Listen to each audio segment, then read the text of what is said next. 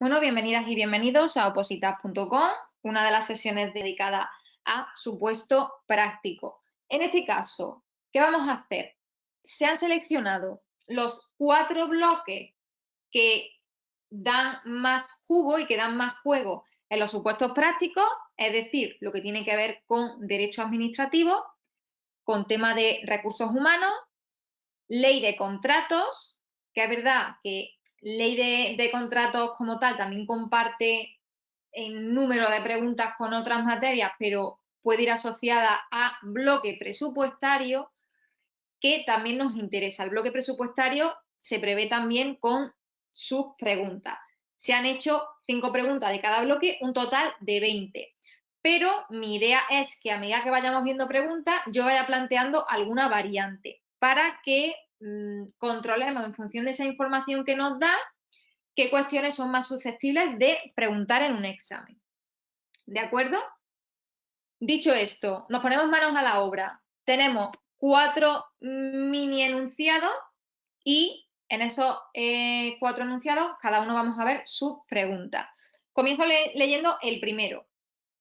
Doña Luisa Bailén ha sufrido una caída en la oficina del SEPE de su localidad tras haber resbalado con el suelo mojado.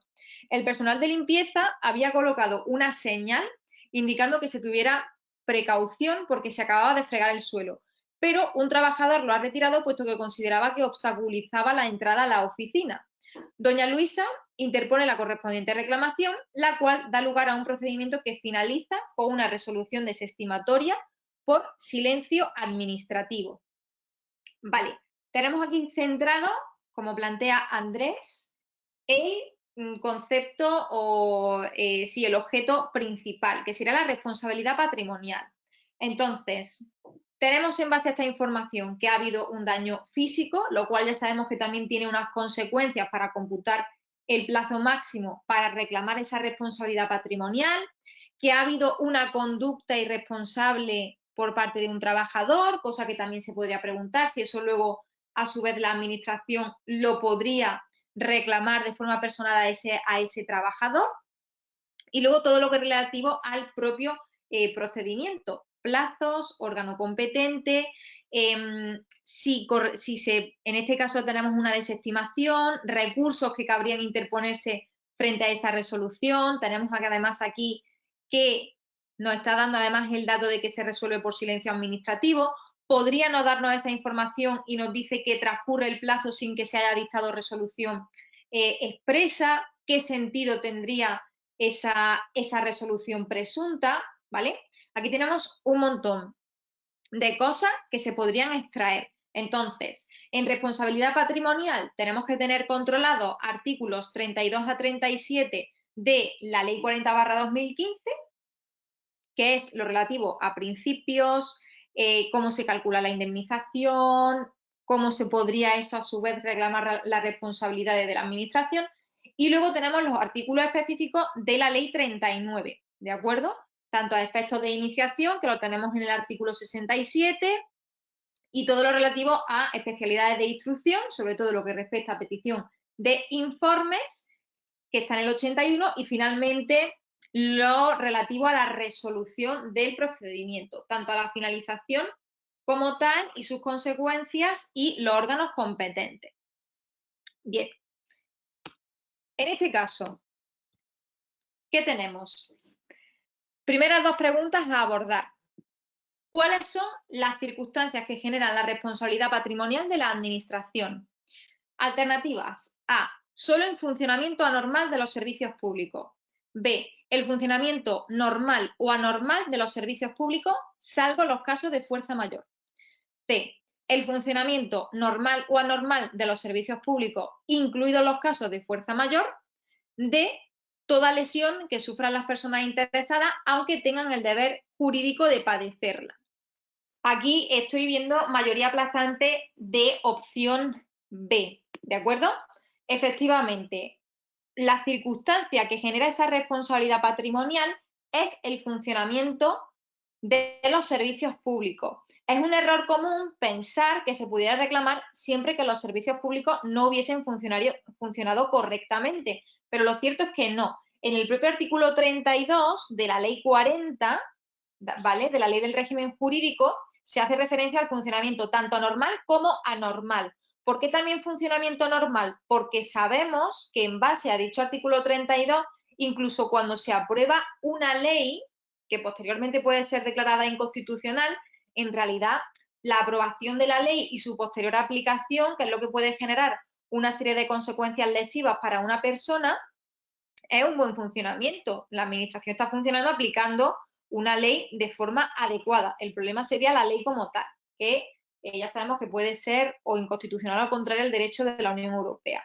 Entonces, muy importante, funcionamiento normal o anormal, el funcionamiento general de los servicios públicos.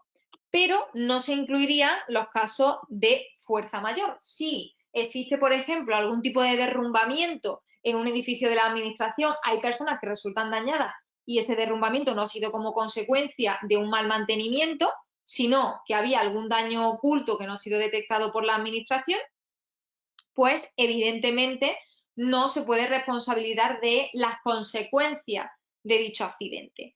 Tampoco se van a incluir en las lesiones que se padezcan como consecuencia del deber jurídico. Si una persona es sancionada por aplicación de una normativa como consecuencia del procedimiento sancionador, si finalmente tiene que pagar una indemnización que le provoca un daño personal en su nivel de renta, no se puede considerar que esa lesión económica es consecuencia de ese funcionamiento normal o anormal, sino que simplemente es el deber jurídico que tiene porque ha incurrido en algún tipo de infracción. Esta cuestión de lo que genera la responsabilidad patrimonial, las definiciones, que hay que tenerlas muy claras, repito el artículo 32 de la Ley del Régimen Jurídico del Sector Público. Una pregunta fácil en principio, pero que bajo una situación de nervios o presión podríamos dudar al ver varias alternativas a lo mejor que sigan la misma estructura, funcionamiento normal o anormal, fuerza mayor, deber jurídico. Entonces, para que lo tengamos claro, ese artículo 32 es la base de todo lo que después se va construyendo en el procedimiento de responsabilidad patrimonial. Por lo tanto, muy importante saberse casi literal esa definición del artículo 32 para luego, en una pregunta de este tipo, no caer.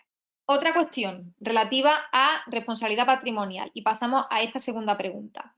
¿Desde qué momento se computa el plazo para interponer la reclamación por responsabilidad patrimonial? A. Desde el alta médica, aunque necesite de rehabilitación posterior. B. Desde la curación total. C. Desde que sucediera el accidente. D. Desde el alta médica, en la que se determinarán necesariamente las secuelas. Aquí ya empezamos a ver diferencia de opiniones. Diferencia de opiniones que es totalmente lo esperable. Muy importante en este tipo de preguntas ver los términos que tenemos moduladores. Pues como cuando tenemos en todo caso, en ningún caso, salvo que, necesariamente. Cuidado con esos términos que muchas veces nos pueden jugar malas pasadas. En este caso, tenemos el artículo de referencia, para quien lo quiere ir consultando también, el artículo 67, que me había trabado, de la Ley del Procedimiento Administrativo Común, ¿de acuerdo? Relativo a las solicitudes de iniciación. Entonces, se dice que el derecho a reclamar prescribe al año de haberse producido el hecho, pero que los daños de carácter físico o psíquico se empieza a computar desde la curación o la determinación del alcance de las secuelas. Ojito, cuidado, esto lo hemos visto ya en otros supuestos de la academia. No vamos a identificar necesariamente la curación con el alta médica. Entonces, muy importante, cuando tenemos opciones de alta médica, es muy importante que veamos lo que lo acompaña. Primera opción que tenemos, alta médica. Bueno, aquí en este caso, como sabemos que ha habido accidente físico, es siempre de que se produzca la curación o se determina el alcance de las secuelas. Y aquí tenemos que eliminar la opción C de primeras. Ahora, la opción A, desde el alta médica, aunque se necesite de rehabilitación posterior. Si se necesita de rehabilitación posterior cuando una persona ha recibido el alta médica, no hay curación todavía. No hay curación todavía. Por lo tanto, tampoco se puede entender que haya una equivalencia entre la alta médica a la curación. Por lo tanto, siempre tenemos que fijarnos en lo que sigue. D, desde el alta médica en la que se determinarán necesariamente las secuelas. Las secuelas no se tienen por qué determinar necesariamente en el alta médica, porque efectivamente una alta médica puede ir seguida de un periodo de rehabilitación y cuando se termina esa rehabilitación es cuando se podría determinar si la persona va a tener o no secuela. No coinciden con el alta médica. Lo importante aquí es que de las opciones nos tenemos que quedar con la curación total. ¿Por qué? Porque además de que tenemos esa referencia a la curación, cuando en el propio artículo dice determinación del alcance de las secuelas, es una situación distinta. Una persona que no se ha recuperado, se han determinado la secuela, tenemos dos opciones, o que se dé esa curación total o que se dé una circunstancia en la que la persona no se cura, pero sí que se determinan las secuelas. Entonces, ¿qué vamos a tener en cuenta en una pregunta de este tipo? Primero, referencia a alta médica en lugar de curación. Alta médica tenemos que siempre identificar si va seguida de alguna coletilla de alta médica con el correspondiente periodo de rehabilitación, alta médica en todo caso, alta médica salvo que si no tenemos, por ejemplo, una opción de curación y tenemos alta médica aunque se necesite de rehabilitación posterior, alta médica en la que se determinen las secuelas. Podríamos tener una opción que nos dijera desde el alta médica, salvo que se determine un periodo posterior para la determinación de la secuela, en cuyo caso, una vez se dirá bueno, no sé una respuesta tan larga, pero para que me entendáis, desde el alta médica, salvo que pudieran determinarse secuelas, en cuyo caso se utilizaría ese plazo de referencia. ¿De acuerdo? Si tenemos distintas opciones donde nos comparen alta médica con curación, nos tenemos que quedar siempre con curación, siempre que la opción de curación no venga a su vez acompañada, como digo, de esas coletillas de en todo caso. Una opción de curación en todo caso, sabemos que no es en todo caso, porque hay circunstancias en las que se pueden dar unas secuelas. Sí, vemos estos matices que estoy intentando plantear. Claro, una de las opciones, como estaba comentando Miriam, desde la alta médica, salvo que se pudieran determinar secuelas con posterioridad.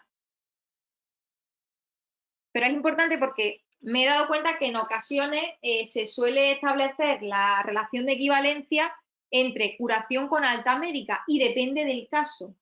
El alta no significa necesariamente que haya curación, por lo tanto tendremos que ver bien las alternativas. Si no tenemos una que nos diga literalmente curación, que es lo que tenemos en la ley, pues nos tendremos que especificar en las coletillas para poder quedarnos con una. Una pregunta. Si estás en el hospital como consecuencia de una caída, no puedes interponer la reclamación hasta que te den el alta. Claro, hasta que te den el alta como pronto. Porque si tú estás en el hospital porque te has caído, pongamos que te has roto una pierna, estás varios días en el hospital, te la escayolan y demás, te dan tu alta, pero es que tú con ese alta sigues teniendo la pierna rota.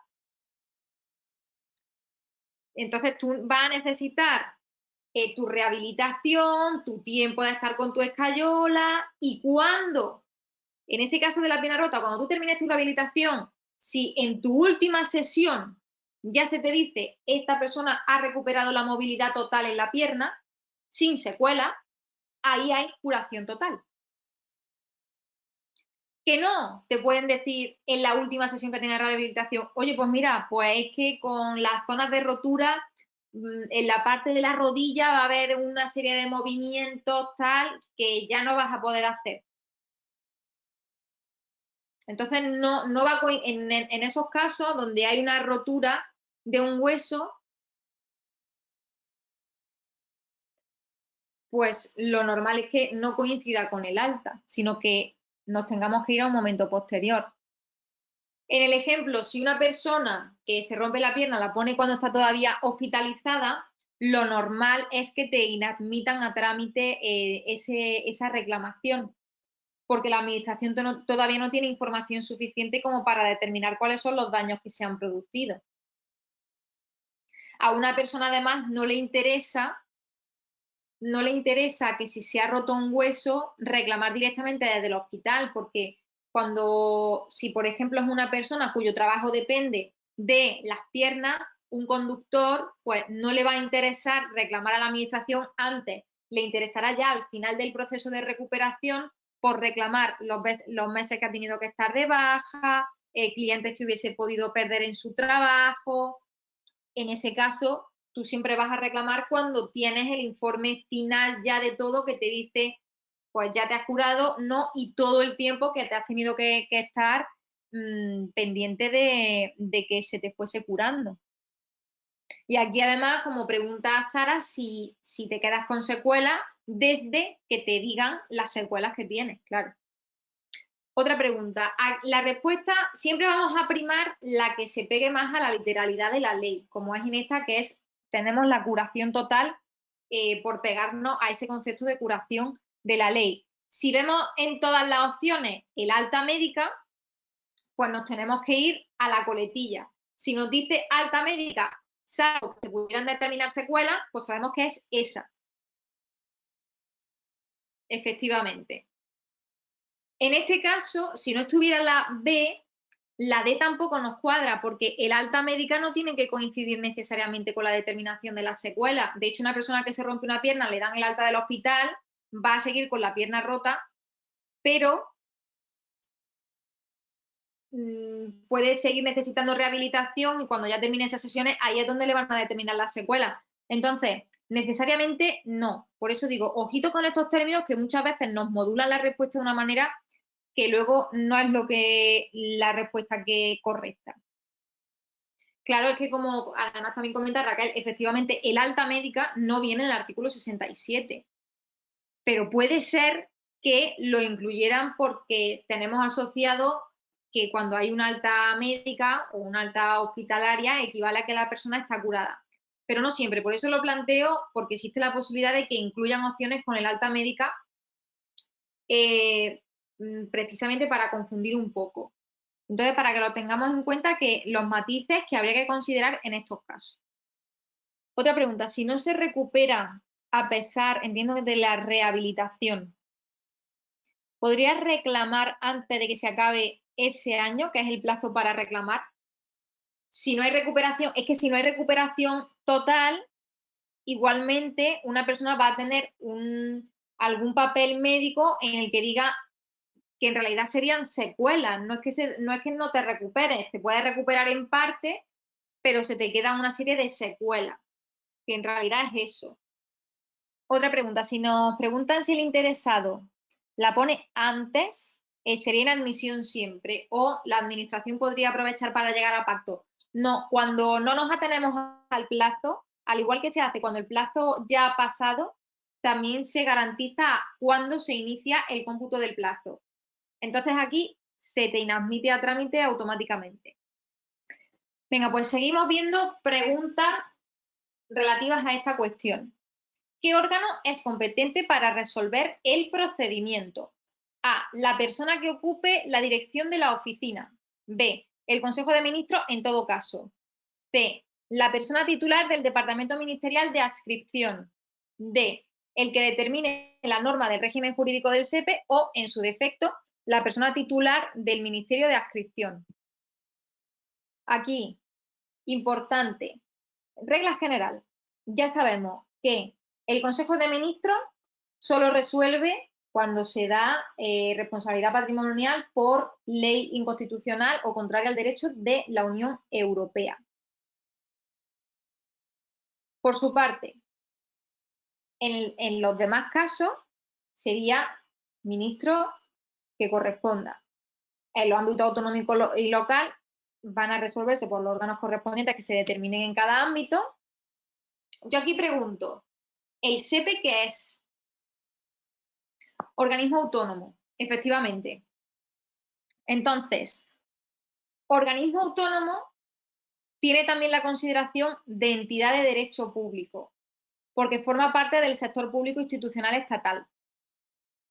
Entonces, en este caso, en el tercer párrafo del artículo 92 de la Ley del Procedimiento, se nos dice que en el caso de las entidades de derecho público, son las normas que determinan su régimen jurídico las que establecen los órganos a quien corresponda. Por ejemplo, que pudiera ser la persona que asuma la dirección del SEPE, del organismo público, o las direcciones provinciales en cada caso.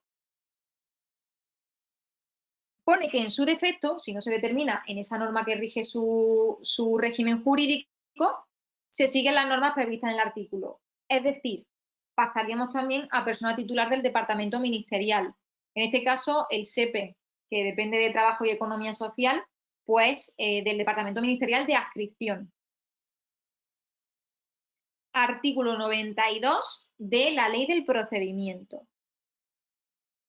Entonces, cuidado con esto, ¿vale? Tomad en consideración la naturaleza de que se trata de un organismo autónomo que tiene esa condición de entidades de derecho público por formar parte del sector público institucional, ¿de acuerdo? Porque, claro, normalmente solemos considerar mucho la naturaleza de un órgano cuando estamos hablando de modificaciones presupuestarias, que sí que lo tenemos muy en cuenta porque sabemos que, por ejemplo, cuando son créditos extraordinarios y demás, pues nos cambian las reglas si es organismo autónomo para nivel de vinculación, pero para otras cuestiones también cambia un poquito la cosa. No nos cambia tanto, simplemente que existe la posibilidad de que su propio régimen jurídico establezca el órgano en el que corresponde. Lo normal va a ser el órgano que asume la dirección, pero si no, del Ministerio de Adscripción. Es normal, ¿eh? Voy por orden de preguntas. El Consejo de Ministros, si resuelve las derivadas de inconstitucionalidad o contraria a la normativa de la Unión Europea, porque fijaros que en el mismo artículo 92 se establece que resuelve por ministro respectivo o por el Consejo de Ministros en los casos del artículo 32.3 de la Ley 40. Y ese artículo 32.3 es el que nos habla de las normas inconstitucionales o contrarias al derecho de la Unión Europea.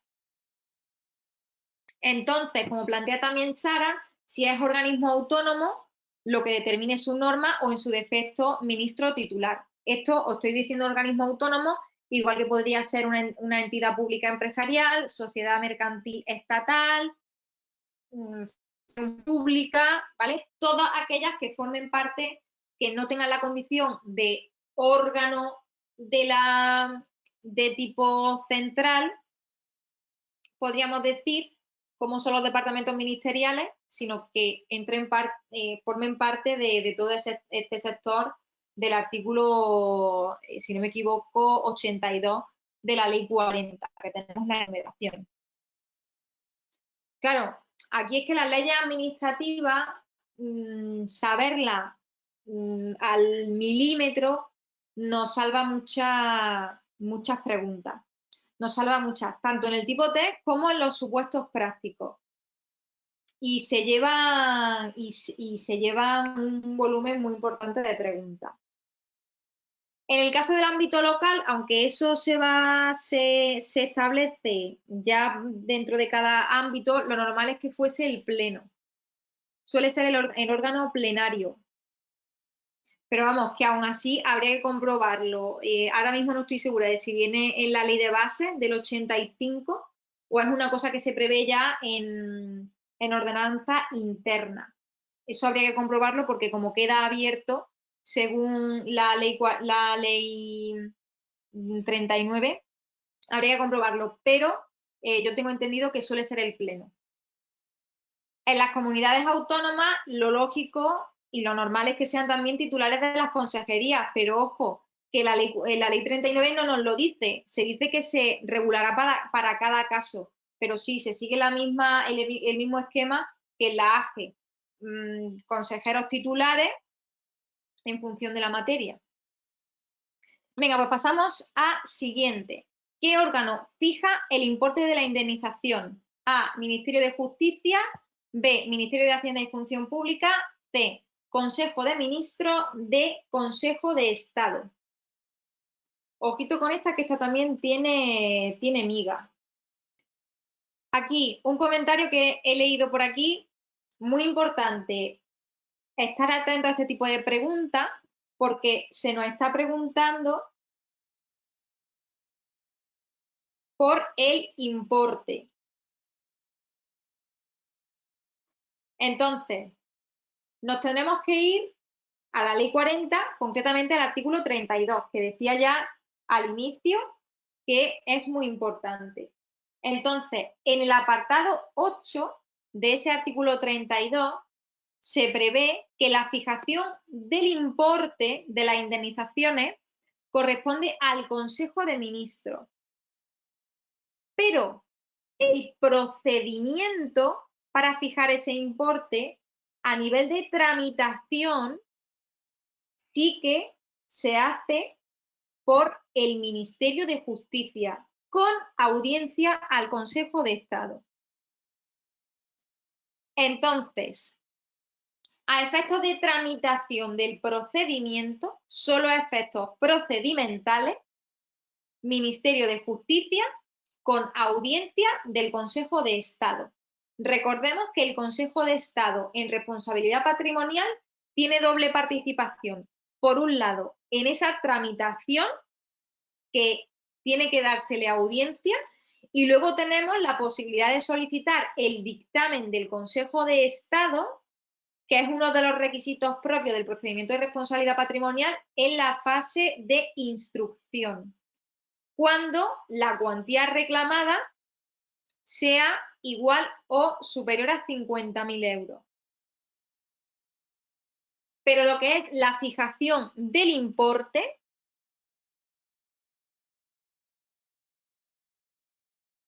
es el Consejo de Ministros.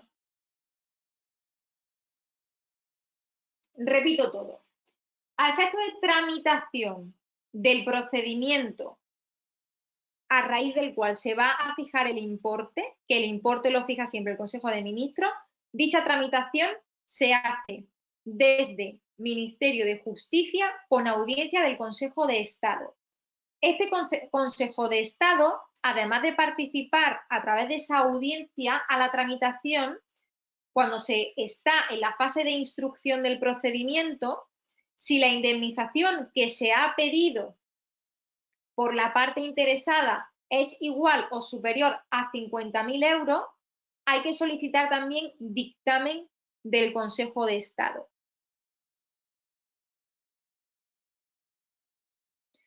Aquí esto es así siempre, da igual el organismo. Claro, en el Consejo de Ministros, ojo, lo tenemos modulado en la propia ley, cuando haya esa declaración del Tribunal Constitucional.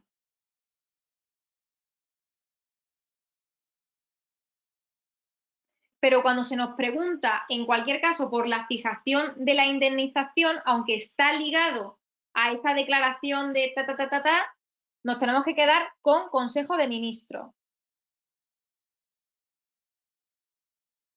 Artículo 32 de la Ley 40. Ahora bien, ¿qué sucede si en lugar de preguntarnos por qué órgano fija el importe de indemnización, cuando hablamos de las indemnizaciones, ya se nos está diciendo que, por ejemplo, qué órgano podría rechazar el abono de una indemnización? En ese caso, si se nos pregunta por el órgano que podría rechazar la correspondiente, una posible indemnización, en este caso es como dice Elizabeth, el competente. Es el competente, que al final es el que resuelve el procedimiento. Aquí hemos dicho que hay una desestimación. Entonces,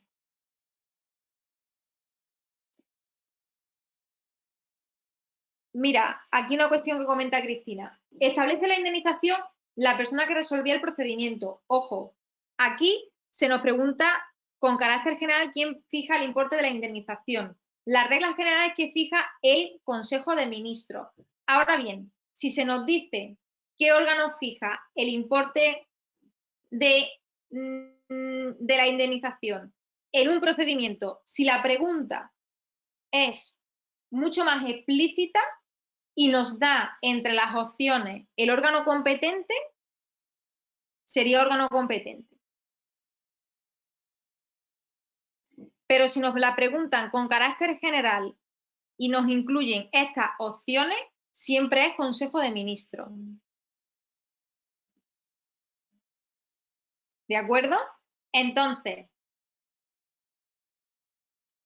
si es en general, Consejo de Ministros, pero, por favor, muy importante la diferencia en lo que comentaba de la tramitación del procedimiento del Ministerio de Justicia y audiencia al Consejo de Estado.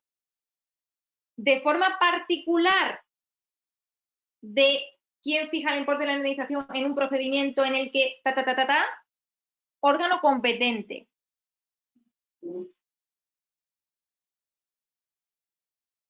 Efectivamente. Esto, artículo 32 de la ley 40. En tema de resolución y demás, artículos 91 y 92. El 32, por favor, reitero, voy a ser muy pesada, pero en responsabilidad patrimonial es fundamental. ¿Cómo sería una pregunta para que la respuesta fuese Ministerio de Justicia? ¿Qué órgano se encarga de tramitar el procedimiento para fijar la indemnización, una indemnización por responsabilidad patrimonial? ¿Qué órgano es competente para la tramitación de un procedimiento de fijación de indemnización por responsabilidad patrimonial? Si entre las alternativas tenemos órgano competente, porque se estuviese refiriendo de forma particular al procedimiento que se estuviese tramitando, es órgano competente. Ahora, como decía antes, para rechazar una indemnización, eso va a quedar reflejado en la propia resolución del procedimiento. Se puede resolver diciendo que no existe la responsabilidad de la administración y que por lo tanto se rechaza el pago de la indemnización solicitada. Y eso, aunque tenemos una serie de informes y el propio dictamen del Consejo de Estado, es competencia del ministerio, del ministro competente o del órgano competente para resolver. ¿De acuerdo?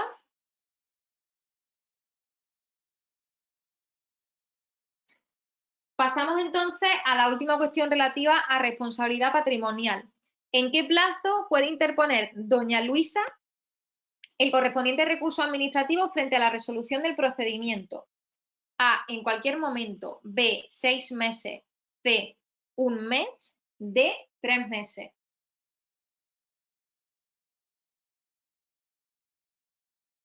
Recordemos que había una desestimación por silencio administrativo y que se nos está preguntando por recurso administrativo. Para interponer, en este caso, como una resolución por responsabilidad patrimonial pone fin a la vía administrativa, de acuerdo con el artículo 114 de la Ley del Procedimiento, corresponde un recurso potestativo en reposición. En cualquier caso, ya sabemos que en recurso de alzada y potestativo Cuando es por silencio administrativo, se puede interponer en cualquier momento. Plazo general, si la resolución hubiese sido expresa, es 1 mes. Si no es así, en cualquier momento. En la pregunta anterior, si incluyera órgano competente, he comentado antes que órgano competente.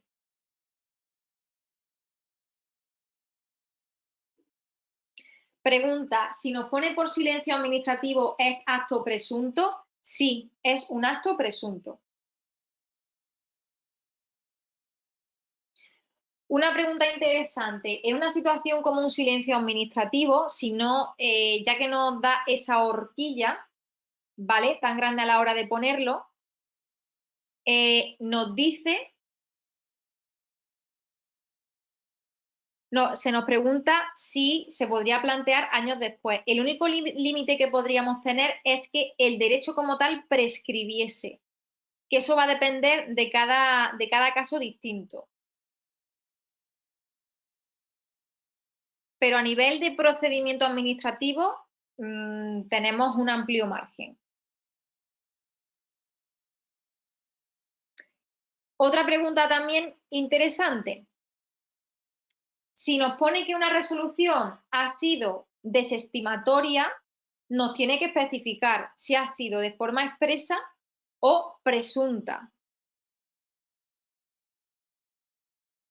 Lo que pasa es que normalmente cuando nos dice que el procedimiento ha finalizado con un sentido desestimatorio, ahí no nos está diciendo nada, pero si nos dice que hay una resolución desestimatoria, aunque no nos diga expresa, al hacer alusión a la propia resolución, porque si no sería una finalización por silencio administrativo. Cuando tenemos la resolución, se suele indicar normalmente que hay una resolución como tal, que hay un acto expreso.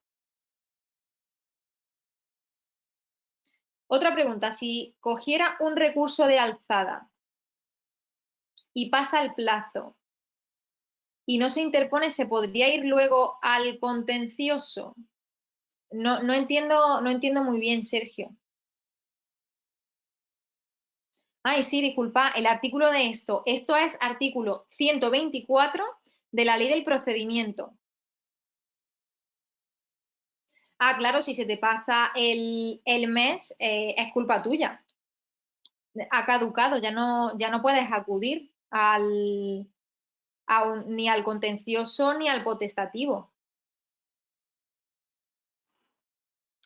No, si a ti te transcurre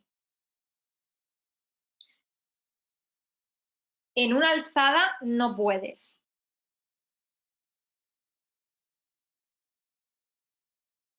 Efectivamente, como dice aquí un comentario, si no se ha interpuesto el recurso, adquiere firmeza esa resolución, que ya no se puede reclamar.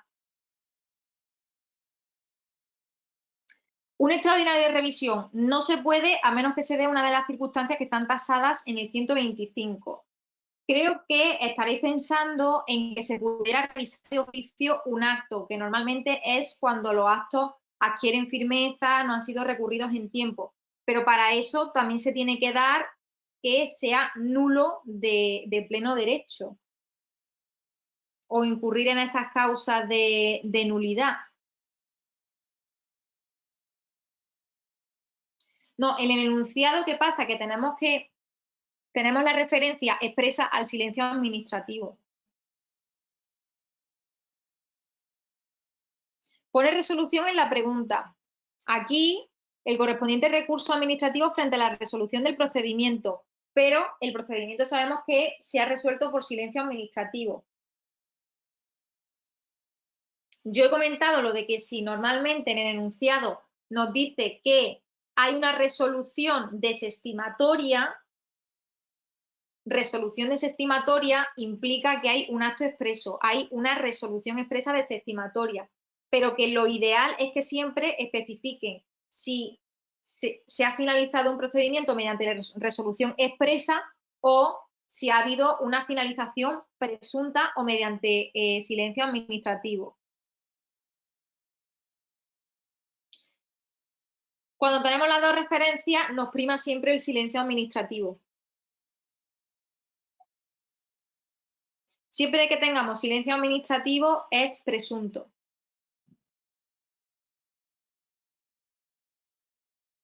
Otra pregunta, si tiene opción de interponer potestativo en reposición y luego se quiere poner un contencioso, el plazo del contencioso empieza a computar, claro, desde la resolución del de reposición, efectivamente. Porque tú ya estás recurriendo la resolución del recurso que tú has planteado en reposición. Vale, cerramos entonces este primer bloque. Vale, pues pasamos al segundo bloque, muy amado, muy querido, que es tema de personal, sobre todo cuando se nos pregunta por grados consolidados, que es una de las cosas que incluimos en este enunciado, por supuesto, como no podía ser de otra manera. De todas formas, sí, me gustan los grados. De todas formas, ya sabéis que tenemos una clase de grados de personal en agosto. O sea, no os preocupéis, que también es otra cosa que más pegada al examen para que la tengamos más fresquita, pero que también lo vamos a ver de forma particular. Entonces, dicho esto, empezamos a leer. Don Juan Gutiérrez accedió al Cuerpo General Administrativo del Estado en 2009. En 2016 accedió a una excedencia voluntaria por interés particular, ya que se embarcó en un negocio propio. Aquí falta una E, bueno, el cual lamentablemente no tuvo el éxito que él esperaba. Tras esta experiencia, decidió acceder por promoción interna al Cuerpo de Gestión de la Administración Civil del Estado en 2019, siendo nombrado funcionario de carrera de dicho cuerpo en 2020. Fechas, ¿vale? Exactamente, como bien dice María Jesús, hacer un pantallazo, una foto, porque tenemos varias fechas. Las vamos a ir comentando ahora. Termino de leer y comentamos. Actualmente ocupa un puesto con nivel 22 desde enero de 2023, aunque aún está en proceso de consolidación del grado 20, el cual comenzó en noviembre de 2021. Fechas importantes. ¿Cuándo adquiere la condición de funcionario de carrera? 2009. ¿De acuerdo? En 2016, 7 años más tarde, accede a una excedencia voluntaria por interés particular. Esto podemos decir que ya sabemos que la excedencia voluntaria por interés particular se puede acceder a ella cuando se tienen 5 años mínimo de servicios prestados en favor de la administración y que tiene una duración mínima de 2 años. ¿De acuerdo? Estas cuestiones no las voy a preguntar, por eso las estoy comentando. Luego, tenemos que accede por promoción interna al cuerpo de gestión de C1 a A2 en 2019 y se le nombra ya funcionario de este cuerpo en 2020. Ya en la actualidad ocupa un puesto nivel 22 desde enero de 2023, pero todavía está en proceso de consolidación del grado 20, que comienza a consolidar en noviembre de 2021. Muy importantes aquí las fechas. De todas formas, vamos despacito y lo vamos comentando. Venga, pues vamos con la primera pregunta. ¿Pudo don Juan participar en el proceso selectivo mientras permanecía en la situación de excedencia voluntaria por interés particular? A, sí en todo caso. B, sí a menos que lo impidan las bases de la correspondiente convocatoria. C, no en ningún caso. D, sí siempre que hayan transcurrido los 2 primeros años de permanencia en la situación de excedencia. Os hago un adelanto, esta pregunta es muy jodida. Y perdón por el lenguaje, pero esta pregunta es muy fea. Lo primero de todo, normativa de base. Nos tenemos que ir al Real Decreto 364 del 95. La promoción interna, tenemos título quinto, promoción interna. En concreto, los requisitos de participación en una promoción interna, que lo tenemos en el artículo 76 del Real Decreto. Una antigüedad de al menos 2 años en el cuerpo o escala al que pertenezcan el día de finalización del plazo de presentación de las solicitudes y poseer la titulación y el resto de requisitos establecidos con carácter general para el acceso al cuerpo o escala en el que aspiran a ingresar. Referencia a servicio activo en estos requisitos de promoción interna. En base a esta definición, no. Por lo tanto, con carácter general, una persona que está en excedencia voluntaria por interés particular puede acceder por promoción interna. En este caso particular, porque además sabemos que don Juan ya ha prestado servicio en la administración del 2009 al 2016. Ojo, 2 años en el cuerpo escala al que pertenezcan. Don Juan está de excedencia, pero sigue formando parte del cuerpo general administrativo. Y tiene esos 2 años de antigüedad, porque de 2009 a 2016 estuvo prestando servicio efectivo. Entonces,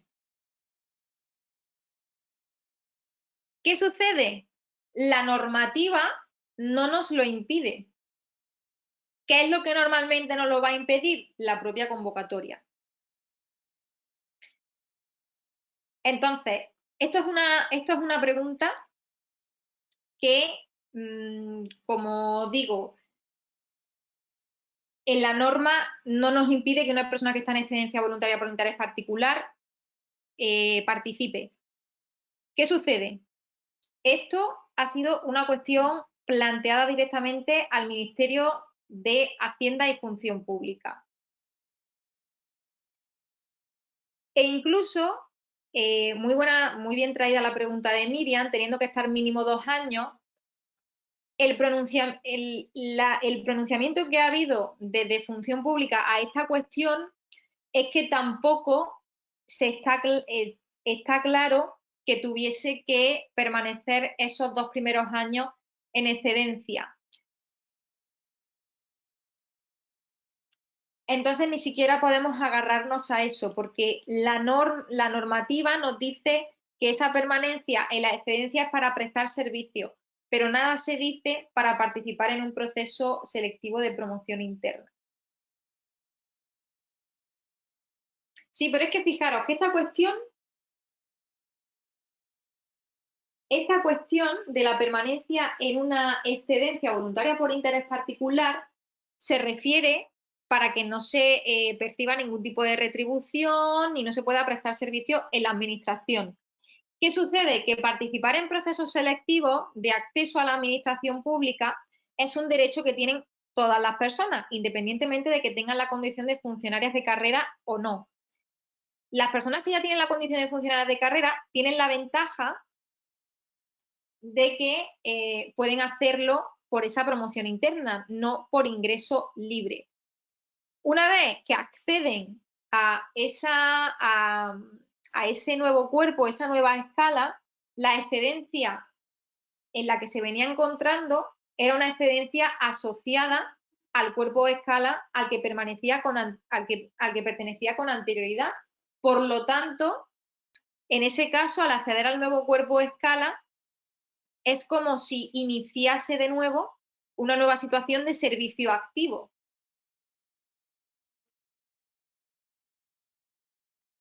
Y así respondo lo que estaba planteando Marta. Puede incorporarse directamente a ese servicio activo, sin que hayan transcurrido los 2 años mínimos de excedencia. A ver, esta circunstancia es muy límite, ¿de acuerdo? Es muy límite porque además en la realidad ninguna persona que esté en una excedencia voluntaria por interés particular va a dedicarla a promocionar a otro cuerpo. Es una situación que prácticamente no se va a dar. Pero creo que es muy interesante que la veamos porque solemos identificar que una persona que accede por promoción interna a otro cuerpo tiene que estar necesariamente en servicio activo y que esos 2 años tiene que pasarlo en el puesto que venía desempeñando. Y lo cierto es que la norma como tal, la norma pura y dura, en este caso el artículo 76 del Real Decreto 364, que es el que nos sirve de referencia, no lo impide. Como no lo impide, en las convocatorias se curan en salud y sí que lo suelen impedir. Te suelen decir que para participar en un proceso de promoción interna, la persona debe haber permanecido los 2 años inmediatamente anteriores en su puesto de trabajo en servicio activo. Pero ojo, eso te lo fija ya la propia convocatoria. La ley, la normativa, nada dice al respecto. Otra pregunta, si ha sido declarado en una excedencia de oficio, por ejemplo, cuando no se lo solicita el reingreso por haber finalizado unos servicios especiales, se impone como castigo, pero estamos en la misma situación. La norma no te lo impide. La que luego te lo puede impedir, que normalmente te lo impide, son las convocatorias. Solo en base al artículo 76, aunque te encuentres en esa situación, podría. Esta pregunta de antemano no se puede saber. Pero simplemente para que lo tengamos en cuenta. Los requisitos. Evidentemente, aquí porque estamos en una circunstancia de promoción interna, pero si estuviésemos en un proceso selectivo por ingreso libre, ahí ya da igual la situación administrativa en la que esté una persona porque está participando como cualquier otra persona que no fuese funcionaria de carrera. O sea, ahí no pasaríamos a considerar ninguna situación particular en la que se encontrara esa persona en su condición de funcionaria de carrera, porque se está presentando por ingreso libre, en la cual, con cumplir los requisitos que tenemos en el artículo 55 del texto refundido, todo lo relativo a mayor de edad, no haber sido separado del servicio ni encontrarse en una situación de inhabilitación total o especial. ¿Vale? Entonces, importante aquí, porque estamos en promoción interna y nos podemos plantear estas cuestiones. En ingreso libre no consideraríamos ni situaciones administrativas ni nada. Venga, esta simplemente un poco así como anécdota, pero para que lo tengamos en cuenta. Pasamos entonces a la siguiente pregunta. ¿Qué órgano lo nombra funcionario de carrera del cuerpo de gestión? A. La persona titular de la Dirección General de Función Pública. B. La persona titular del Ministerio de Hacienda y Función Pública. C. La persona titular de la Secretaría de Estado de Función Pública. D. La persona titular de la Subsecretaría del Ministerio de Hacienda y Función Pública. Aquí, importante, que es donde suelen venir las confusiones. Siempre que se trata de nombramiento de funcionarios de carrera, nombra secretario de Estado de Función Pública. Funcionarios de carrera de cuerpo adscrito a la AGE, ¿vale? No de cuerpos propios que puede variar. Aquí, como digo, como ha promocionado a cuerpo de gestión de la Administración del Estado, siempre nombra persona titular de Secretaría de Estado de Función Pública. ¿Dónde nos cambia esta regla? Cuando se hace nombramiento de funcionarios interinos, a los funcionarios interinos los puede nombrar o bien la persona titular de la subsecretaría del ministerio al que esté adscrito el cuerpo al que se accede en calidad de funcionario interino, o por la Dirección General de Función Pública en el caso de que ese cuerpo estuviese adscrito a la propia Secretaría de Estado de Función Pública. Es decir, en definitiva, que dependiese también del ministerio competente en materia de función pública. Pero cuando son funcionarios de carrera, de cuerpo generalista de la AGE, siempre Secretaría de Estado de Función Pública. Esto, además, por daros la referencia también normativa, lo tenemos en el artículo 25, en lo que respecta a nombramiento de funcionarios de carrera, del Real Decreto 364, y lo relativo a funcionarios interinos en el artículo 27, del mismo Real Decreto. Repito artículos 25 y 27 del Real Decreto 364/1995. Y entonces, criterio general. Funcionario de carrera de cuerpos generales de la AGE siempre nombra Secretaría de Estado, persona titular de la Secretaría de Estado de Función Pública. Por su parte, en lo que respecta a funcionarios interinos, puede nombrar o persona titular de la subsecretaría del departamento ministerial al que esté adscrito ese cuerpo, o si es otro cuerpo generalista, como es el mismo cuerpo de gestión o el cuerpo general administrativo, pero se está nombrando en calidad de funcionario interino, nombra la Dirección General de Función Pública. Entonces, a esta pregunta de a un funcionario interino de la AGE, ¿quién lo nombra? Pues en este caso nombra Dirección General de Función Pública. Para el personal eventual, las reglas cambian porque no tiene esa consideración de funcionario interino, aunque de funcionario a nivel general, aunque mientras está ocupando el puesto se le apliquen las mismas condiciones. Lo normal es que al personal eventual se vaya a nombrar por una resolución de la persona a la que esté ligada su trabajo. Por ejemplo, puestos de personal eventual en gabinetes de asistencia a ministros o a secretarios de Estado, lo normal es que se le nombre por una resolución o bien del ministro del cual depende su puesto de gabinete o también del secretario de Estado. En el caso de las provisiones de puestos, como es concurso... Está aquí, póntela y tráela de tu hermana. Uy, se ha escuchado por aquí una voz. Como decía, en el caso de que tengamos una provisión de puestos, en realidad no es un nombramiento, porque una persona que accede por concurso a otro puesto de trabajo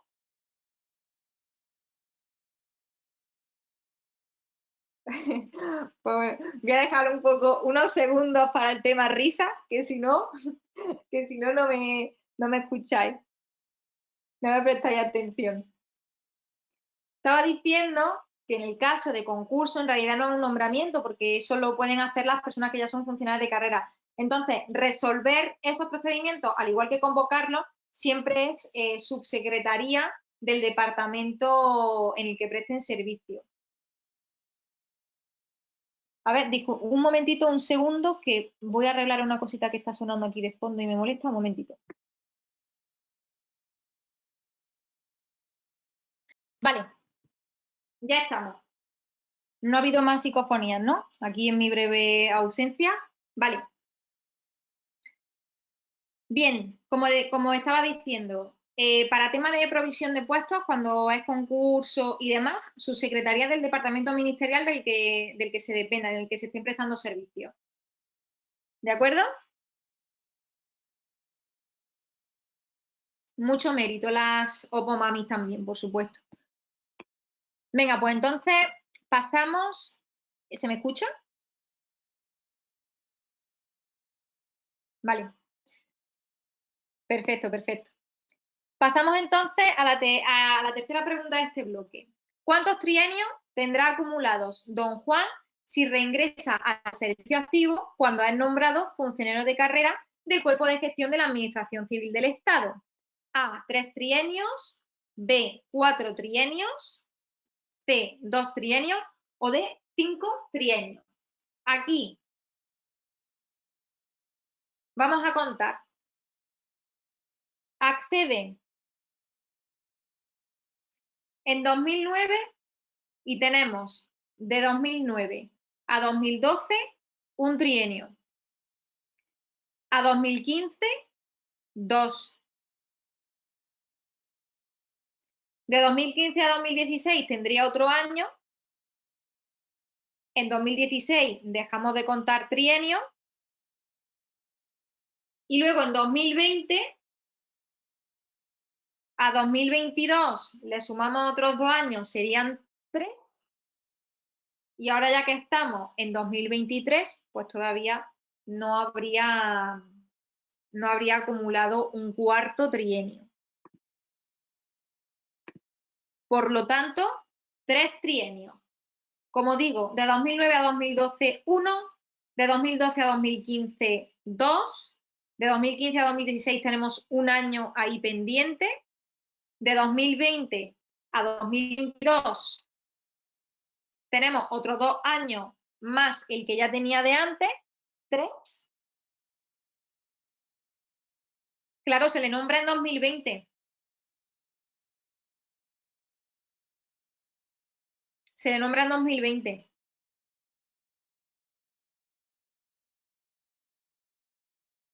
Claro, pero te dice que la pregunta es cuántos trienios tiene acumulado si reingresa al servicio activo cuando es nombrado como funcionario de carrera. Pero ya sabemos que además ahora, actualmente en 2023, está ocupando un puesto de trabajo.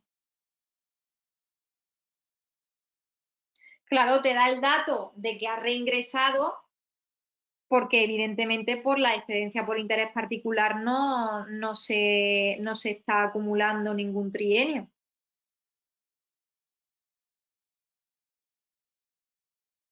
Aquí te da el dato de reingreso al servicio activo en 2020 para que sepas cuándo finaliza la excedencia y puedes continuar en el cómputo de los trienios. En excedencia está desde 2016 a 2020. En este caso, como digo, lo que hay que tener en cuenta es que el año que tenemos suelto de 2015 a 2016, que en 2016 ya coge la excedencia, luego en 2020 reingresa al servicio activo, pero es que sabemos que esta persona está trabajando a día 2023, o sea, tenemos que calcular en base al momento actual, 2023, que es cuando tenemos además datos de que está ocupando un puesto de trabajo. Entonces, ese año de 2015 a 2016 se lo sumamos al periodo que ha transcurrido 2020 a 2022 para tener el tercer trienio. ¿Qué pasa? Que de 2022 a 2023 todavía estaría acumulando el tiempo correspondiente para el cuarto trienio. Yo os digo que en este caso, si la formulación puede ser confusa, sí, podría ser, pero ya os digo que por una formulación confusa no impugnan una pregunta. O la impugnan cuando por tema de normativa no está clara. Pero sabiendo que tenemos datos al enunciado de que esta persona a fecha 2023 está trabajando, siempre se tiene que calcular a fecha actual. Entonces, como digo, repito el cálculo de 2009 a 2012 primer trienio, 2012 a 2015 segundo trienio, de 2015 a 2016 transcurre solo un año, que lo dejamos ahí en reserva, se nombra en 2020, ya reingresa al servicio, recupera su servicio activo y tenemos de 2020 a 2022 2 años que se sumarían al de reserva, ¿de acuerdo? Y ya tenemos 3 años para el tercer trienio.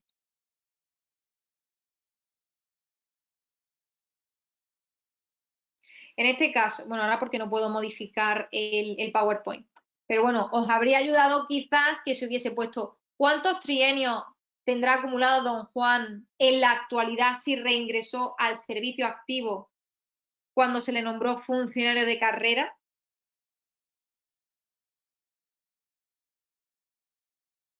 Bueno, entonces esta la damos por un válido para todo el mundo para evitar confusiones.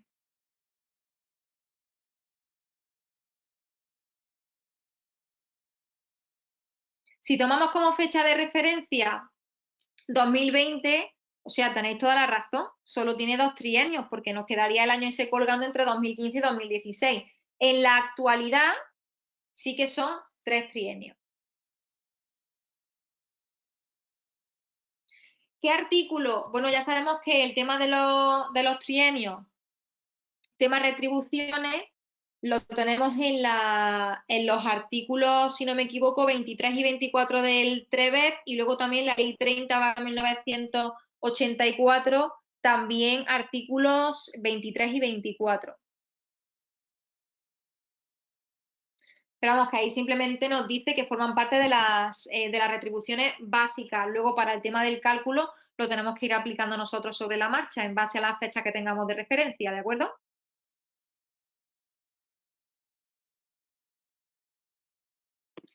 Venga, seguimos con la siguiente, que estoy viendo que todavía no hemos terminado el segundo bloque y nos quedan muchas cosas por comentar.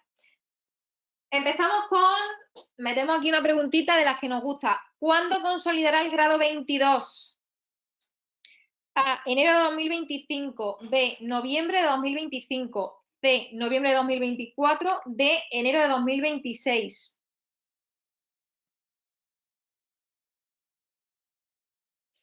A ver, vamos a volver un momentito atrás por si queréis refrescar. Ocupa un puesto a nivel 22 de enero de 2023, pero está en proceso de consolidación del 20, que comenzó a consolidar en 2021. Pasamos esta. Entonces, ¿cuándo consolida el grado 22?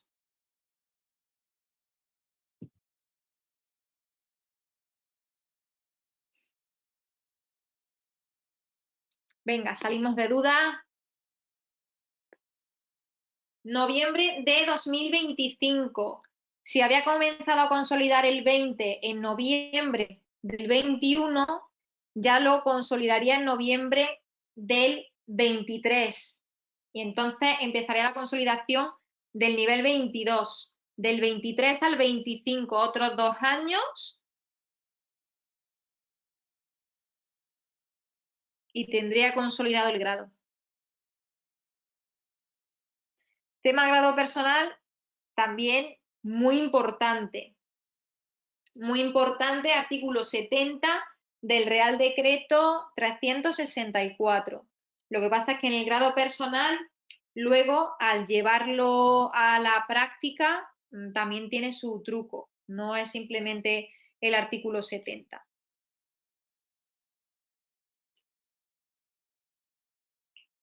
Importante, y aquí que además hay confusión porque sabemos que el nivel 22 empieza a ocuparlo en enero de 2023, lo normal es que nosotros empecemos a contar desde el mismo momento en que se ocupa un puesto de trabajo, pero aquí, como estaba en proceso de consolidación, hasta que no se termina de consolidar, no se puede iniciar la nueva consolidación. Por eso tomamos como mes de referencia noviembre de 2021. De noviembre de 2021 habría que contar 2 años, 2022 y 2023. En 2023 ya se ha consolidado y puede comenzarse con el grado siguiente. Y entonces, de 2 en 2, ¿por qué? Hay circunstancias en las que se puede hacer de 1 en 1. ¿Qué pasa? Que lo normal es que en la AGE, ya a partir de normalmente el grado 15 aproximadamente, tenemos los puestos de trabajo, los niveles de los puestos de trabajo impares. No, perdón, impares no, alternos. No los tenemos todos consecutivos. Se podría contar de 1 en 1 si se nos especifica que en una RPT también hay grados 21, que no es lo habitual. Ya a partir del 20 sería muy raro. Entonces, además, el propio artículo 70 nos permite que los grados se puedan ir consolidando de 2 en 2. Nos da la limitación de que no se puedan consolidar de más de 2 en 2, pero de 2 en 2 sí se puede, porque el objetivo es que una persona siempre tenga consolidado el mismo grado del nivel del puesto que está ocupando.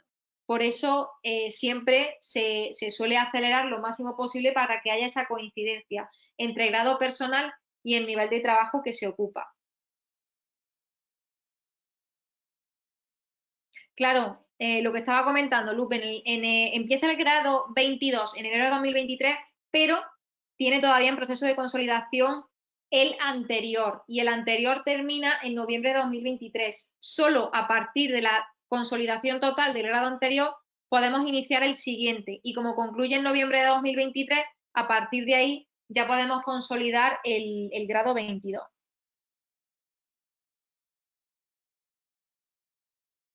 Vale, una pregunta. Cuando empieza a ocupar el puesto 22, el complemento de destino que percibe es el puesto, el correspondiente al nivel 22, aunque todavía no tenga consolidado el 20. Esas consolidaciones normalmente luego se suelen reflejar en temas sueldo, por cuestiones de antigüedad y todo eso. Pero tu complemento de destino, tú siempre vas a percibir el que te corresponda por el puesto que estés ocupando. Bueno, pues pasamos a la última pregunta del bloque. ¿Cuál de las siguientes características no es propia de los procesos de promoción interna? A. Los funcionarios que accedan a otros cuerpos y escalas por el turno de promoción interna tendrán, en todo caso, preferencia para cubrir los puestos vacantes de la respectiva convocatoria sobre los aspirantes que no procedan de este turno. B. Para participar en pruebas de promoción interna, los funcionarios deberán tener una antigüedad de al menos 2 años en el cuerpo de escala que pertenezcan el día de finalización del plazo de la presentación de solicitudes de participación. C. La promoción interna se efectuará mediante el sistema de oposición o concurso-oposición. D. Las pruebas de promoción interna deberán llevarse a cabo en convocatorias independientes de las de ingreso. Esta me da la sensación de que se va a contestar un poco de lo que suena. De lo que suena, por descarte.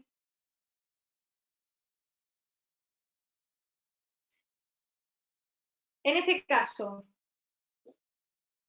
la incorrecta, la que no es propia de los procesos de promoción interna, son que las pruebas de promoción interna deberán llevarse a cabo en convocatoria distinta. No es que deberán llevarse a cabo, es que podrán llevarse a cabo en convocatoria distinta.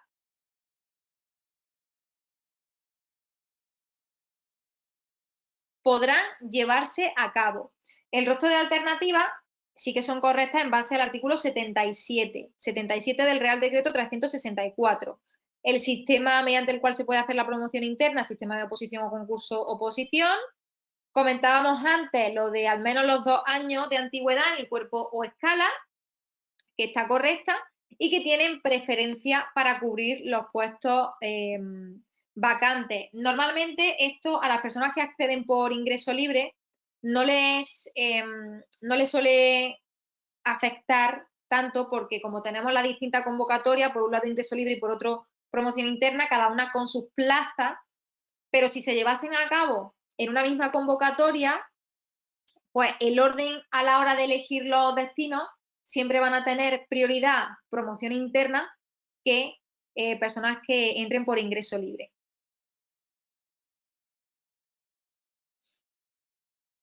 El podrán y deberán,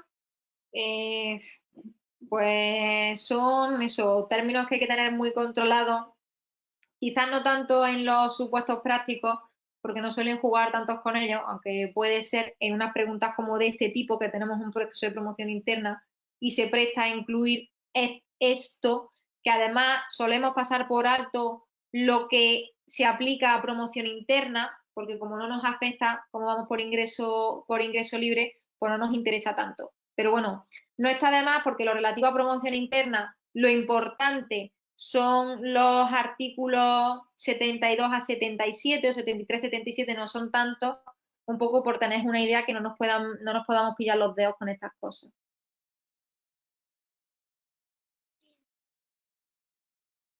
Esto, artículo 77 del Real Decreto 364. Y dicho esto, pasamos a tercer bloque. Tercer bloque, contratos. Contratos del sector público. A mí, a nivel personal, mi bloque favorito. Aunque sé que no es una cuestión compartida. Así que leemos el enunciado.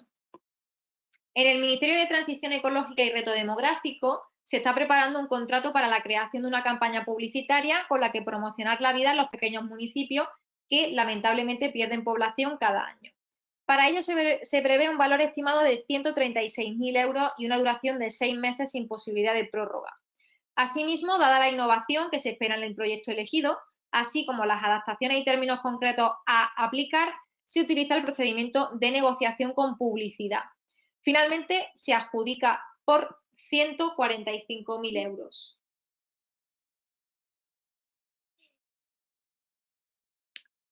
Para quien le quiera echar una captura, quien le quiera echar una fotito.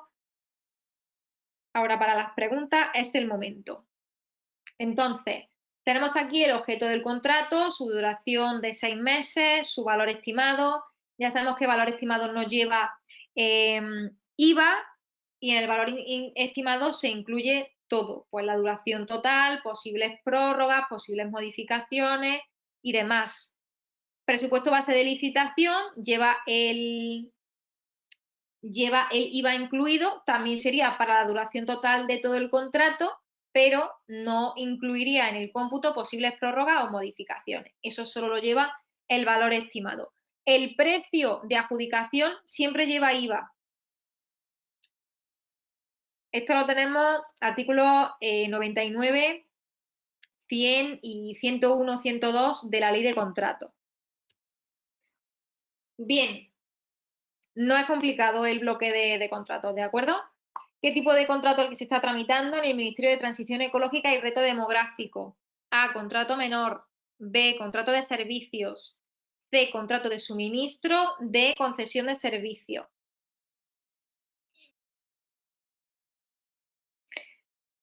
Aquí yo creo que tenemos coincidencia general en que se trata de un contrato de servicio, de acuerdo con la definición del artículo 17 de la Ley de Contratos. Cuando no tenemos ningún tipo de obra, reparación, ni tampoco unas entregas de materiales concretos o de bienes, tenemos servicio. Aquí además no hay ningún tipo de explotación. Nosotros, quien ya lleva tiempo conmigo, tenemos experiencias traumáticas con el tema de las concesiones, concesiones de servicios y demás. Entonces, bueno, nos quedamos con las opciones menos complejas, porque las otras son, como digo, todavía tenemos secuelas por aquí. Secuelas. Menos mal que a mí no se me puede reclamar responsabilidad patrimonial, a pesar de las secuelas. Bien. Una pregunta. Dentro de los 5 tipos, para que se pudiera responder un menor, no puede ser menor aquí por valor estimado. Valor estimado, un contrato de servicios tiene que tenerlo inferior a 15.000 euros. Entonces, aquí, como tenemos, ya sé que tenemos lo de los 6 meses, que muchas veces cuando vemos que un contrato tiene una duración inferior a 6 meses, pues bueno, podemos asumir.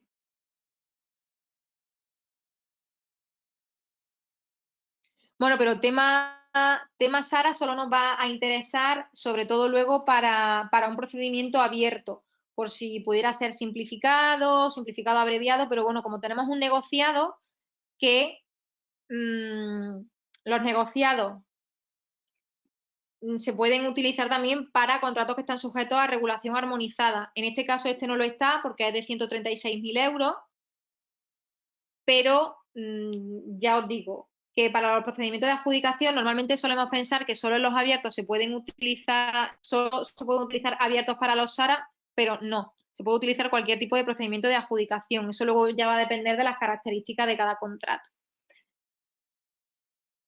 Segunda pregunta, ¿cuál será el mínimo de empresas que se invitará a la negociación? A, 5, B, 10, C, 3, D, no hay mínimo.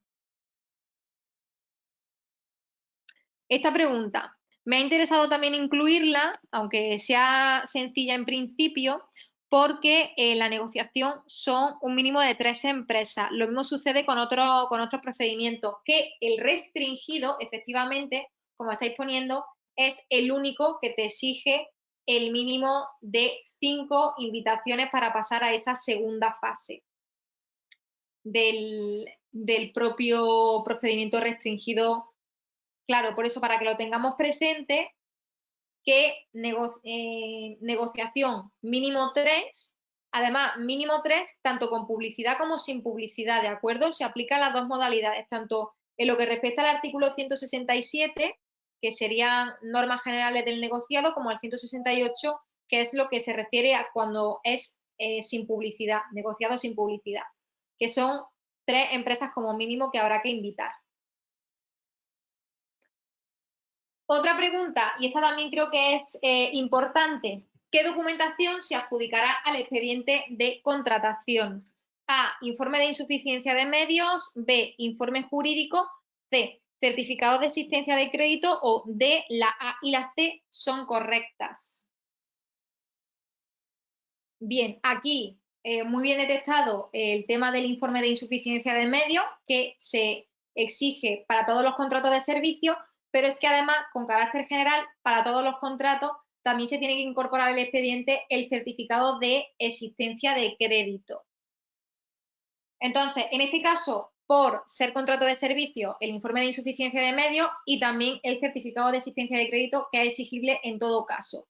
El informe jurídico o el informe de servicio jurídico, que también se hace referencia a él en la ley de contrato en todo lo que respecta a la preparación, es lo que tiene que obtenerse para aprobar los pliegos de cláusulas administrativas particulares. Cuando se están aprobando en el marco de la AGE, se requiere informe del servicio jurídico. Por eso que a veces también nos puede sonar lo del informe jurídico, pero no se incorpora al expediente, no sé, el expediente no depende de ese informe jurídico, pero los pliegos, a la hora de aprobarlo, sí que necesitan ese informe del servicio jurídico. En cualquier caso, lo relativo al expediente lo tenemos en el artículo 116 de la ley de contrato y tema de pliego, artículo 124 y siguiente. En este caso, bueno, para que no nos olvidemos de los informes. Insuficiencia de medios solo para contratos de servicio. Existencia de crédito para todo. Bien, se prevé una posible modificación del contrato en el pliego de cláusulas administrativas particulares. ¿Qué cuantía podrá suponer como máximo dicha modificación? A, 29.000 euros, B, 27.200 euros, C, 23.967 euros o D, 32.912 euros. Aquí tendríamos que tomar como referencia el artículo 204 relativo a las modificaciones previstas en los pliegos, en el que se nos dice que podrán modificarse hasta un máximo del 20% del precio. Por lo tanto, el precio que teníamos, por el que se había adjudicado al final, a eso habría que determinar cuál es el 20% del precio efectivamente. Muy importante, las modificaciones se efectúan con respecto al precio. Entonces aquí, como sabemos que el precio lleva el IVA, no habría que quitárselo. Se le deja el IVA incorporado. Pero eso es importante saber que es el 20%. Hombre, algo de cálculo siempre va a caer. No creo que compliquen mucho la vida con el tema de los cálculos porque al tener que hacerlo rápido, pues tema IVA, eso sí. Ya sabéis que el IVA normalmente, bueno, hay gente que lo hace de distintas formas. Cuando se va a sumar el IVA, se multiplica, una de las formas, yo personalmente la que hago es multiplicar por 1,21 y si se va a restar, se divide entre 1,21.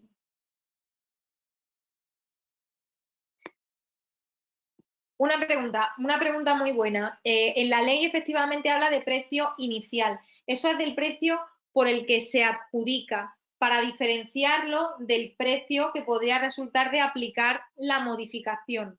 Entonces, el precio de adjudicación y luego si se modifica y tuviese que aplicarse otro precio, pues sería ya el precio resultante de modificar el contrato. Pero con esa alusión al precio inicial se refiere al previo a la modificación. Bien, otra cuestión que también he querido incorporar aquí y que tampoco se suele considerar en muchas ocasiones. ¿Se puede prever un periodo de garantía en el contrato de transición ecológica del Ministerio de Transición Ecológica y Reto Demográfico? A. No, solo se exige en los contratos de obra. B. No, solo se exige en los contratos de obra y las concesiones. C. Sí, en todo caso. D. Sí, siempre que así se disponga en el expediente de contratación. El pliego de cláusulas administrativas particulares, sí, siempre antes de adjudicar porque forma parte de la preparación del contrato.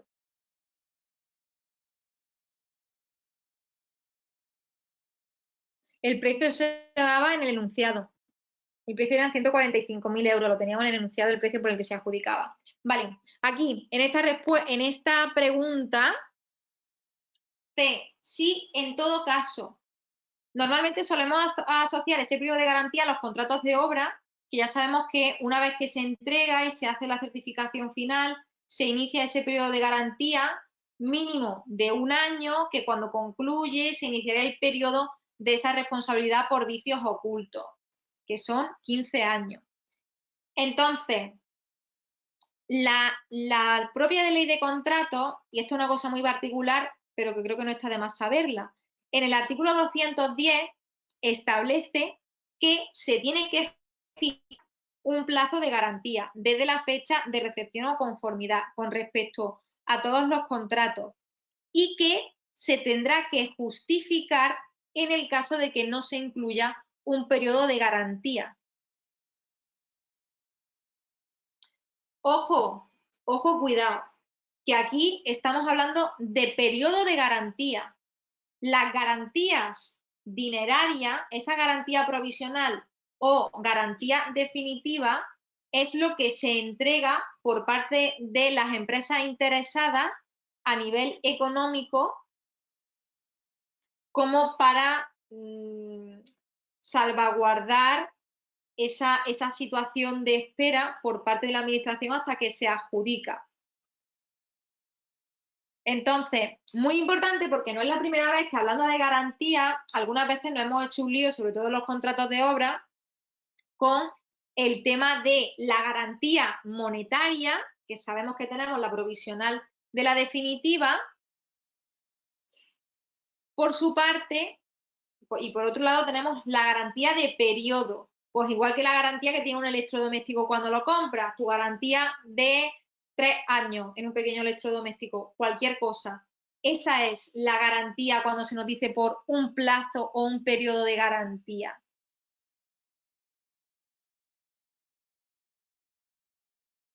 No, la garantía siempre es el año. Los 15 años por vicios ocultos, eso sí es propio de contrato de obra. Y eso es simplemente la responsabilidad por vicios ocultos. Pero la garantía, nos estamos refiriendo a la garantía del año. Ojo, que la garantía del año, cuando se nos hace esa fijación del plazo mínimo de un año, es para los contratos de obra. Pero para los demás se puede establecer en función del caso. La referencia de la garantía mínima de un año es para los contratos de obra. En el resto de contratos se puede ver la garantía que pudiera corresponder para cada caso. Y por aquí, que estaba viendo el tema del precio de adjudicación y con el tema de los pliegos. A ver, las modificaciones se prevén en los pliegos como una posibilidad que se podrá hacer en el contrato una vez que el contrato ya estuviese adjudicado. Por eso, cuando se hace referencia a ese precio inicial, es al precio por el que se hubiese adjudicado el contrato antes de aplicar la modificación, pero la modificación puede estar prevista en los pliegos y finalmente no aplicarse.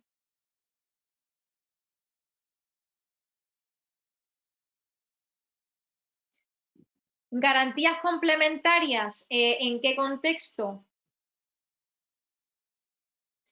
El periodo de garantía no es que se pueda prever, es que se debe prever en cualquier contrato. Y si no prevés un periodo de garantía, tienes que justificarlo en el propio expediente. Pasa un poco igual con el tema de los lotes. Los lotes, lo normal es que se esté obligado a dividir un contrato por lotes. Si no se hace, hay que justificarlo. Entonces, esto viene en el artículo 210. Nada, simplemente es el apartado tercero del 210, tampoco, pero para que lo tengamos en cuenta.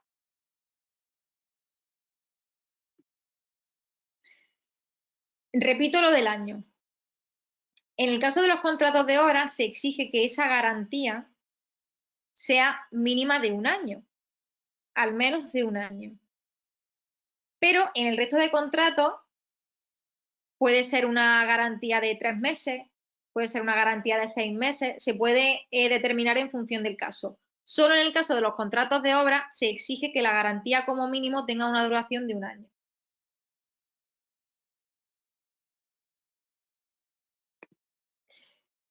Venga, pues ya sin más dilación pasamos al cuarto bloque. Cuarto bloque, gestión económica presupuestaria. Leemos, del contrato anterior se desprende la necesidad de gestionar un expediente de gasto. En concreto se va a financiar con cargo al subconcepto 226.02, en el cual no hay crédito suficiente ni tampoco en el resto del capítulo 2. El subconcepto 226.02, que no tenéis tampoco por qué saberlo, es el relativo a publicidad y propaganda. Se descarta la posibilidad de efectuar una transferencia de crédito, puesto que no hay suficiente en ninguno de los capítulos de las operaciones corrientes. Sabemos que las transferencias de crédito no se pueden hacer ni de operaciones financieras a resto de operaciones, ni de operaciones de capital a corriente. Por lo tanto, aquí no se podría hacer transferencia de crédito. No obstante, como consecuencia de la venta de un inmueble, propiedad del Ministerio de Transición Ecológica, se obtiene un ingreso no previsto inicialmente. Dejo aquí por si queríais hacer un pantallazo, cualquier cosa. No os preocupéis porque aquí ya no hay tampoco cuantías, son cuestiones más de concepto. Entonces, si hubiese crédito disponible en el artículo 22, ¿desde cuál de las siguientes aplicaciones presupuestarias no podía efectuarse una redistribución de crédito a la aplicación 226.02? A.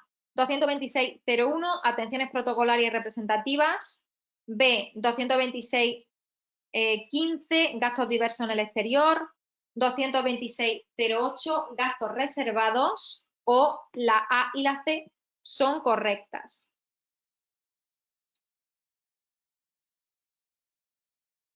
Aquí sabemos que el nivel de vinculación del capítulo 2, como estamos en el presupuesto del Estado, es a nivel de artículo. Por eso sabemos que dentro del artículo se podría hacer redistribución de crédito. ¿Qué sucede? Que, de acuerdo con el artículo 43 de la Ley General Presupuestaria, las atenciones protocolarias y representativas y los gastos reservados tienen vinculación específica, es decir, al propio subconcepto. Para poder mover crédito de atenciones protocolarias, por ejemplo, al 226.02, que es en el que tenemos la necesidad de crédito, habría que hacer una transferencia de crédito, porque tiene vinculación específica. Por lo tanto, solo se podría redistribuir del 226.15. Por lo tanto, respuesta correcta de A y C son correctas. Niveles de vinculación, como digo, están recogidos en el artículo 43 de la Ley General Presupuestaria. Siguiente pregunta, que ya la habréis deducido en base al enunciado. ¿Qué tipo de modificación presupuestaria se utilizará con carácter preferente en base a la información facilitada? A. Transferencia de crédito. B. Generación de crédito. C. Incorporación de crédito. O D. Crédito extraordinario o suplemento de crédito. Aquí, evidentemente, hemos dicho que se ha obtenido un ingreso que no estaba previsto inicialmente por la venta de un inmueble y eso nos da necesariamente a una generación de crédito. Cuando no tenemos información concreta, solo se nos dice que tenemos que hacer una modificación porque no hay crédito suficiente, lo normal es que empecemos siempre por la transferencia de crédito y vayamos siguiendo los propios artículos de la Ley General Presupuestaria, que es lo que ya he dicho en varias ocasiones, a excepción del crédito extraordinario suplemento de crédito, que sería la última alternativa, por detrás de la incorporación de crédito. Preguntas. Eva, se te ha cortado la pregunta entre la 226 y... Del 226.08 no se puede redistribuir porque tiene la vinculación específica al propio subconcepto. Pasa igual que con el 01 de atenciones presupuestarias. Exactamente, esta muy buena pregunta porque aquí, en principio, la teoría, que es lo que estamos preguntando, permitiría hacer una generación de crédito. ¿Qué pasa? Que cuando tenemos enajenación de inmovilizado, venta de bienes y reembolso de préstamos, eso se tiene que utilizar para bienes de la misma naturaleza. ¿De acuerdo? Lo he puesto con esa intención porque podemos hacer nuestra correspondiente modificación presupuestaria de generación de crédito, pero como tal no lo podemos gastar. Luego existen formas de gastarlo, ¿vale? En la práctica existen formas, porque luego te lo puedes llevar por... Bueno, da igual. Temas de gestión presupuestaria interna, que si alguna vez estáis en una oficina presupuestaria, pues sabréis. Pero bueno, os digo, por teoría nos cuadra la generación de crédito, efectivamente, porque hay un ingreso no previsto, pero luego en la práctica no se puede gastar, porque no son bienes de la misma naturaleza.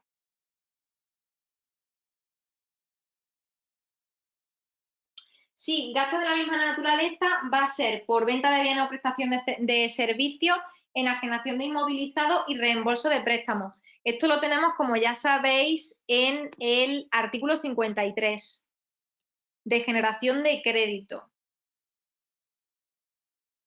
Aquí, también en relación con esta generación, ¿qué órgano será competente para autorizar la modificación presupuestaria anterior?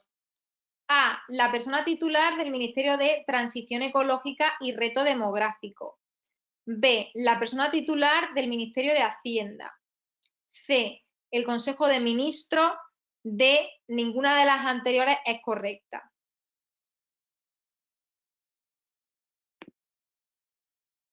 Aquí nos tendríamos que ir para saberlo o bien al artículo 62 o al artículo 63 de la Ley General Presupuestaria, y la enajenación de inmovilizado siempre que estamos en el presupuesto del Estado es Ministerio de Hacienda, artículo 62.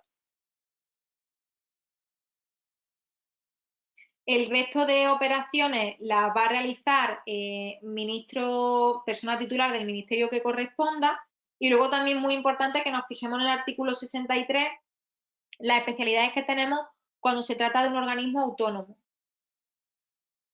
Eso también en algún supuesto que hemos hecho se ha previsto esas especialidades para organismos autónomos, de cuándo corresponde a titular, cuándo corresponde al titular del organismo autónomo, cuándo sería ministro.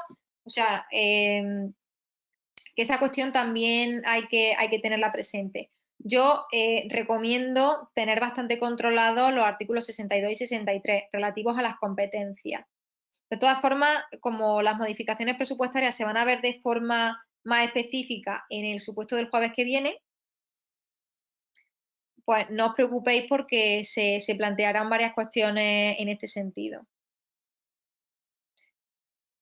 ¿Esto en qué tema viene? En el quinto bloque, no sé si viene en el tema 3, igual me equivoco. ¿Alguien que tenga a lo mejor los temas más identificados por contenido? Si le puede contestar a Andrea, no estoy segura de si es tema 3, por ahí lo tengo yo ubicado.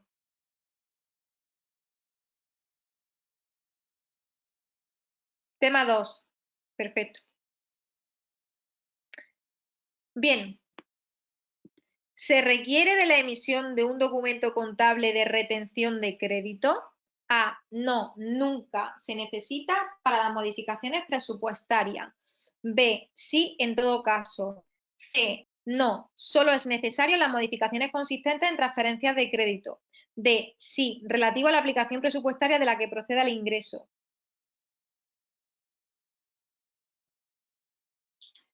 Aquí, fijaros que el documento de retención de crédito, el retención de crédito es obligatorio cuando se hace un gasto. Cuando se genera un gasto, que como ese crédito ya va a dejar de estar disponible en el presupuesto, se hace la retención un poco también como reserva de ese crédito que no se gaste para otra cosa. Normalmente para las modificaciones presupuestarias no hay que hacer RC, solo basta con MC, pero sí que se exige de forma específica para las transferencias de crédito. En las modificaciones lo único obligatorio es el MC de modificación de crédito. Eso para que lo tengamos claro, que además eso lo tenemos en la regla cuarta de la instrucción operatoria contable. ¿Qué sucede? Que en la regla sexta, cuando habla de transferencias de crédito, sí que se exige a la emisión, antes de hacer la propia transferencia y de emitir el correspondiente documento MC, un documento de retención de crédito. En las demás modificaciones no habría que hacer retención de crédito.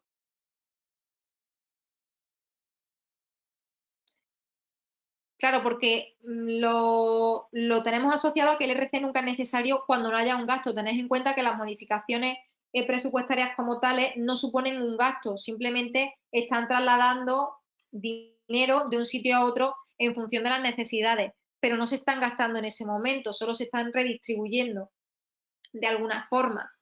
Pero para las transferencias sí que hace referencia explícita a esa retención de crédito que tiene que hacerse con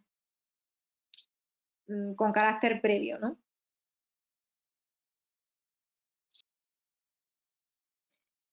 Bueno, y ya pasamos a la última pregunta. ¿En qué artículo de la clasificación económica se ingresarán los créditos procedentes de la venta del inmueble? A. Reintegros por operaciones de capital. B. Venta de terrenos. C. Enajenación de las demás inversiones reales. D. Ninguna de las anteriores es correcta.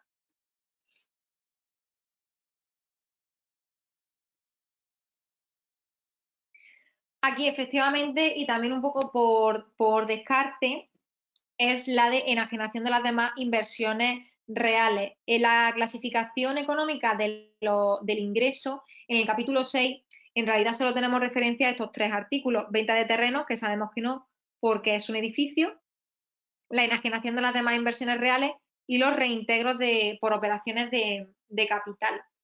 Entonces, cuando se trata de venta de edificios, por si lo pudieran preguntar, es enajenación de las demás inversiones reales. Yo sé que todo lo que respecta a nombres de aplicaciones presupuestarias y tal, porque eso de meter también esa resolución del 20 de enero en la materia de estudio, a mí particularmente no me gusta tanto, pero algunas cuestiones sí que hay que tenerlas un poquito controladas. Normalmente nos van a dar la información, no vamos a tener que saber de antemano a qué se corresponde un código, como digo, de una aplicación presupuestaria. A priori siempre nos van a dar toda la denominación, pero bueno, simplemente porque tengamos identificadas algunas cuestiones. Entonces, venta de terreno, pues simplemente para suelo, no hay nada construido. Enajenación de demás inversiones reales cuando se vende un edificio directamente, y reintegros por operaciones de capital normalmente suele ser si se ha invertido a lo mejor, pero como si la administración ha invertido como copropietaria de un edificio, ese edificio se ha vendido y se sacan beneficios de esa venta como copropietaria, iría a reintegros por operaciones de capital. Es raro los reintegros por operaciones de capital. Entonces, lo fundamental es o 60 o 61.